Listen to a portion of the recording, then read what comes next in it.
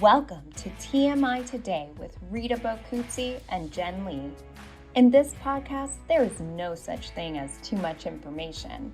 We are diving into all of the taboo topics, from money and careers to relationships and parenting, to whatever else we've been too afraid to discuss as women.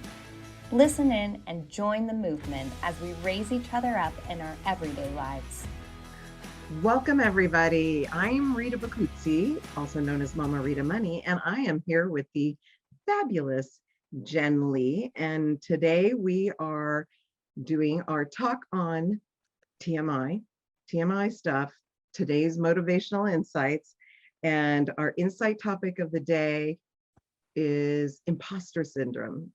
And we believe that learning life skills and overcoming things like imposter syndrome and having amazing relationships and developing ourselves to be better helps us to show up better for others. And we felt that no better than to have a friend that we had in common and did not know, Michele Molitor, who is the mind detective, come on board and share a little bit about her background and those skills and how we can help you and get resources so that we can, as I say, level up into our better selves and flourish. So Michele, welcome. We're super excited to have you here. Welcome, Michele. I'm so excited to see you. Thank you. It's so great to see you both. It's a small world, and I'm delighted to be here with you today. Fantastic. So Michele, tell us, what is imposter syndrome? We all know what it is, but let's talk a little bit, like, what's imposter syndrome and why should we be concerned about this? Well, imposter syndrome essentially is an overwhelming, prevalent sense of, am I good enough? I don't know if I have all the answers. I'm going to be found out that I might not have all the answers, because we should all have all the answers if I'm wearing an expert moniker, right? And that looping thought can be very detrimental to you because it can keep you up at night. It can cause stress, anxiety, worry, fear, procrastination, hiding out, put our invisibility cloaks on, right? All sorts of things.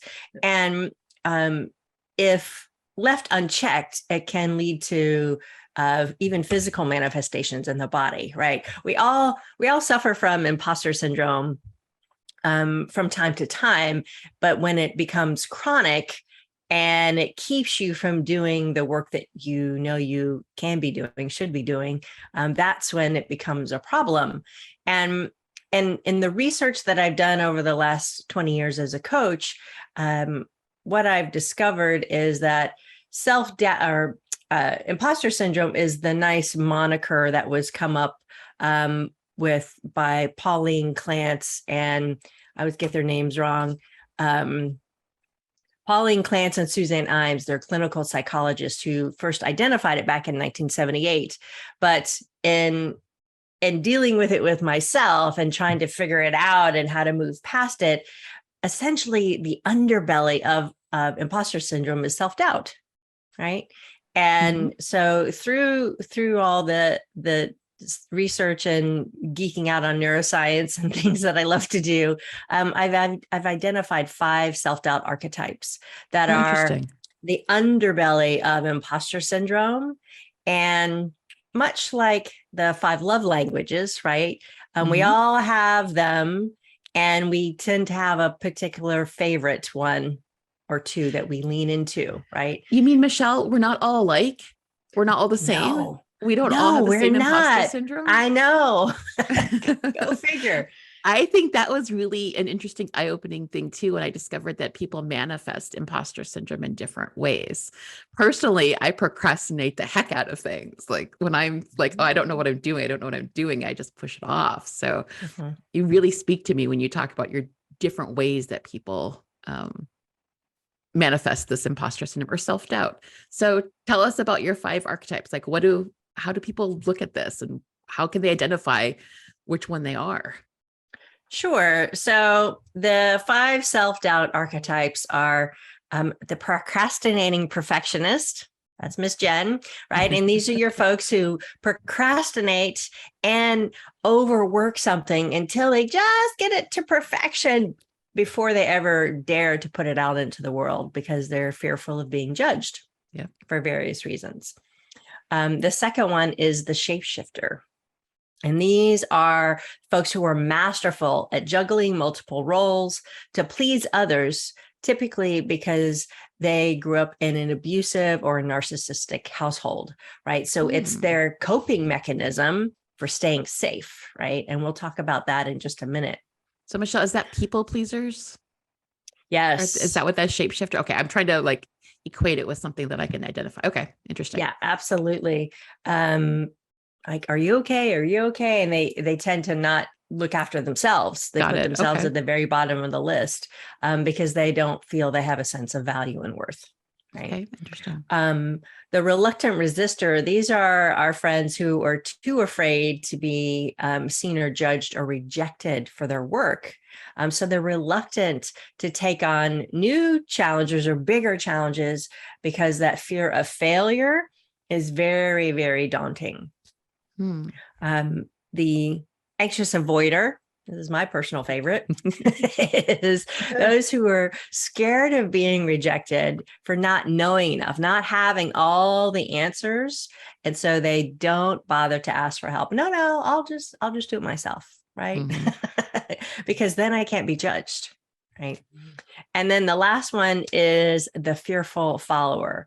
And these are folks who they don't trust their own instincts. They don't trust their own expertise. So they will follow, oftentimes blindly, those who are in positions of power or elevated in some way in their mind's eye, even if their gut is telling them that's not right. Don't do it. But they do it anyway. And then they get pissed off because they didn't listen to their gut. Right. So each one of these, we can have different facets of them, but there's typically that one or two that is the leading lady, if you will, of your self-doubt archetypes. But the key here in pulling them apart like this is to then see, oh, it's just fear. And fear is an emotion, and emotions are energy. And when you can start to notice the energy of the emotions in your body, then you can start taking back control from the fear and start to dissipate it out of your body so it doesn't get stuck in your cellular system like emotional residue. Interesting. I love that. I could totally resonate with the top two, actually, which was interesting for me. I kind of almost felt a 50-50, and I never thought about it as shapeshifter, but definitely can see. And it's interesting because once you see that, you have that awareness, and then once we acknowledge where we're at, then we know, like, okay, here I am, and then like, where do you go from here? I mean, one of the things I was just thinking as you were talking, the fearful follower, twice in the past month I've been driving, and we were someplace that we didn't know where we were going, and the passenger person, two different people, were like, just follow that car. I was like, how do you know the people in that car are going the same way we're going? So like, they'll get us there since we don't know that direction. I'm like, no, I think I'll go the way the GPS That's a beautiful says, example. I don't know. Follow that stranger in the car up there that we've never spoken to. Great idea. They gotta listen. I'm like, no, I don't think so. So I was. That's what this amazing new tool called navigation is for. But it brings to light because part of me was like, why would that person say that?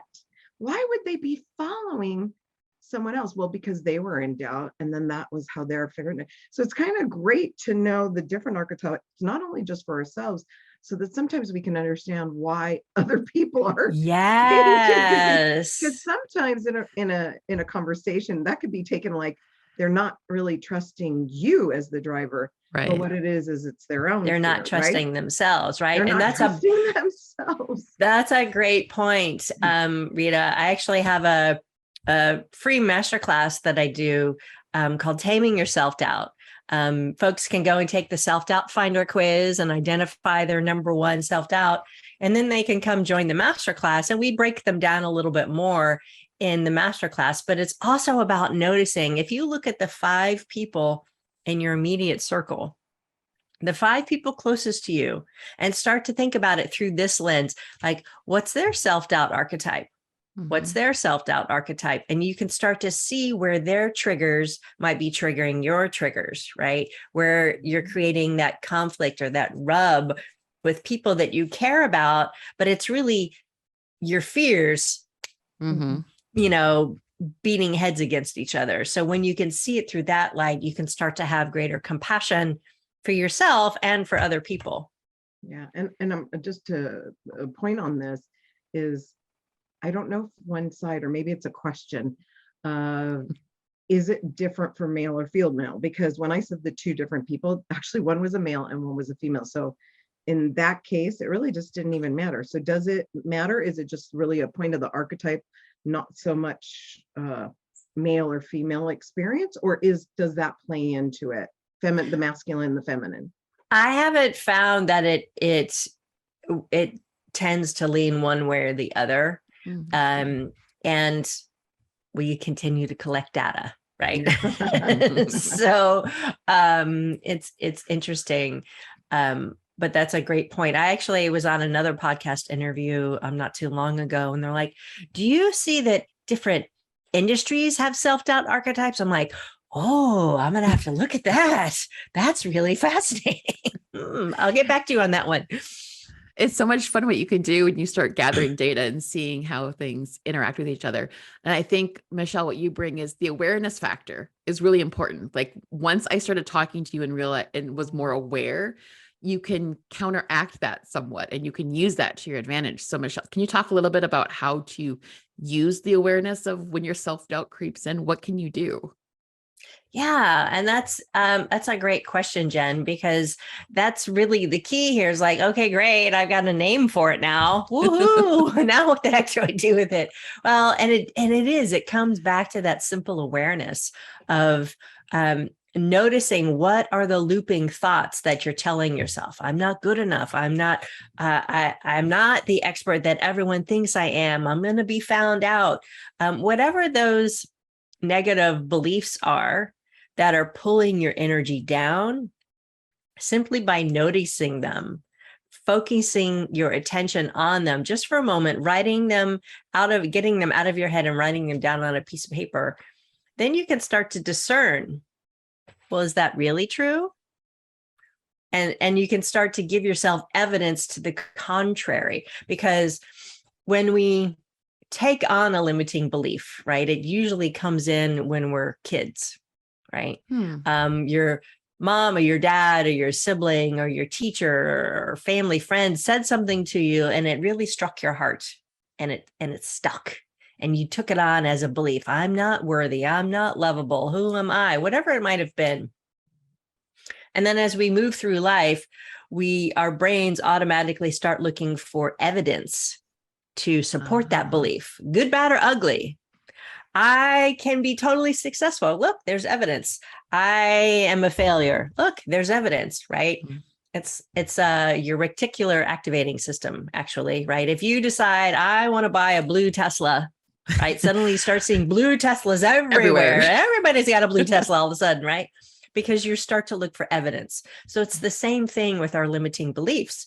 So by writing down that negative belief, you can start to then flip it to its exact opposite. So if you have a belief of, who am I? I'm not enough. And you flip that, well, who am I? Of course I'm enough, right? And then you can start to look for evidence of that. Well, I've accomplished this and I've done that. And I have these friends and associations and accolades, whatever it is, to give yourself the proof, right? So you create your own cheat sheet of, these are all the things I've done. These are the things I've accomplished. These are the people who love me, whatever it might be. So that when that limiting belief starts to creep in, you can be like, no, look at all this evidence that I have to the contrary of that. Thank you. Right. And it's simply your amygdala, your fight, flight, or freeze mechanism in your brain. They're two little almond-sized bits in the middle of your head that are there to protect you. And I like to call her Amy. Amy's the amygdala, and she loves you and keeps you safe. She's the little lizard lady in your limbic brain, right? And so I always tell my clients, just say to Amy, thank you for sharing. I've got this. Thank you for sharing, Amy. Got this. And then it's a process of starting to rewire your own thinking, your neural pathways in your brain with new empowering beliefs, right? And that's what, that's the beauty of what coaching does. It helps you start to identify and then start to put new beliefs into place. And what I discovered about 6 or 7 years ago, this form of hypnotherapy called rapid transformational therapy. And it's essentially a way of accessing your subconscious mind so that you can get at the root causes of those beliefs. Instead of trying to put a Band-Aid on something, you're actually pulling out the bad belief like a bad weed, right? And then replacing it, seeding in new beliefs, and so that you have a garden that actually flourishes in your mind.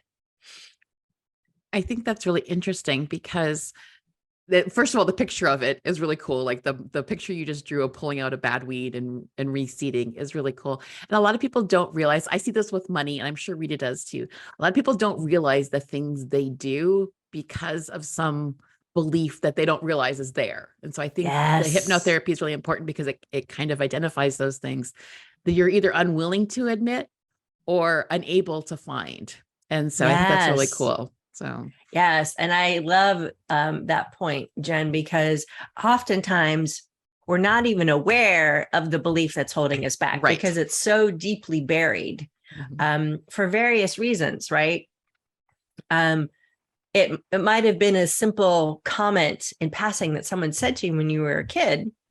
Money, you have to work really hard to earn money, or we can't hold on to money. Right. And just never seems to stick around. Whatever those beliefs around money that you took on, you might not even be consciously aware that you adopted those beliefs from your family of origin. And so what I love about the rapid rewiring work that I do, which is combining coaching and hypnotherapy together, is that hypnotherapy works with the subconscious mind, which is 90% of your brain power. And coaching works with the other conscious 10% of your brain, right? So it's a conscious, subconscious approach that I take to get at the root causes of those beliefs and yank them out. And then we replace them using a transformation recording that I create for folks that they listen to every night over 30 days. And it's that repetition that literally builds the new neural pathway. So if you grew up believing, oh, you have to work really, really hard for money and it never sticks around, we can identify that, move it out of the way, and then replace it, right? It's like taking an old dirt road, bumps and potholes, and then you pave over it and it's nice and smooth. So you can move easily in the direction of your success with greater ease and peace of mind. I love it. It's just, for me, it comes up as, because I like to play on words, and repetition is the thing for me. So it's like when I think of the A words, which is awareness, acknowledgement. This is helping you to shift your attitude, if you will, like you're talking about that transition.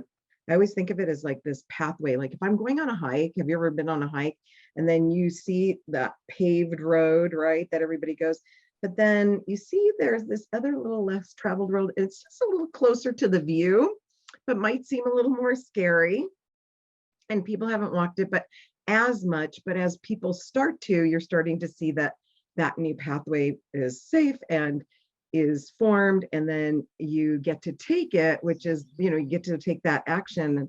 And I love the fact that it's that asking, once we do that one step, it opens up that beautiful window for exploration around, like what is it, like when you talked about the 5 archetypes, so that this way you could identify it, just like anything else in the world, where if there's a situation, you get to talk about it, bring awareness to it. And I think, this totally aligns with TMI, right? Mm-hmm. Most people think it's too much information.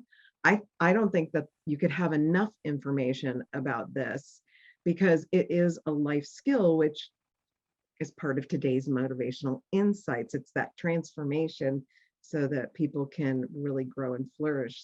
And I just love how you're sharing. Now, you mentioned you have a quiz that people can take. You have some resources that people can tap into. So tell me about that again. It was quick. It was like a quiz. And then So there's the self-doubt archetype quiz. Find your self-doubt, name it so you can, see it and dissipate it. One of my favorite quotes is, when you look fear in the face, it turns into the nothingness that it actually is. Right. So this is a way of doing that. And I have a free masterclass, Taming Your Self-Doubt. The next one's coming up at the end of September.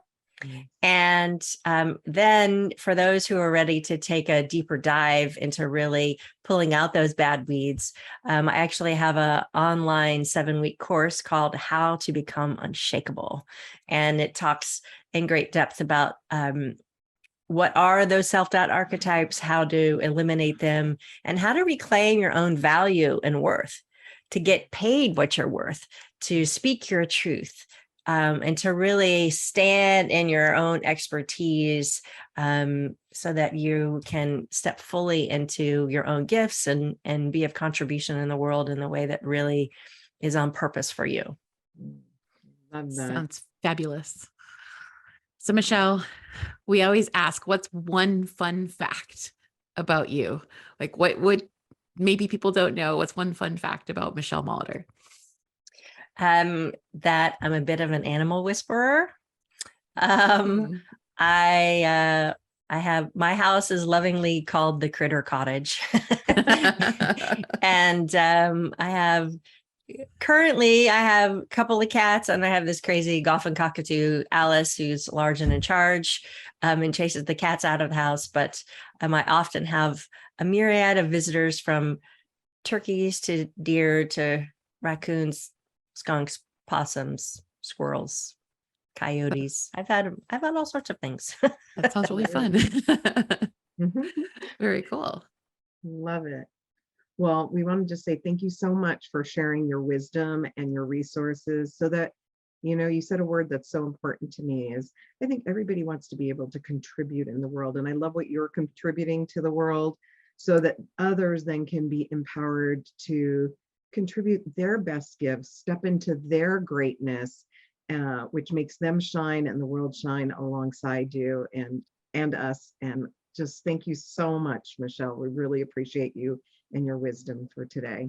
Oh, thanks. It's so such a joy and pleasure to be here with you both. What a treat to see two of my favorite people, and to share, this work that I love so much. And just, it's all about helping transform people's lives, one person at a time. I figured, given the circumstances of today in our world, if I can help raise one person's vibration, help them see the world in a more expansive way, filled with greater love and self-compassion, then it's been a good day.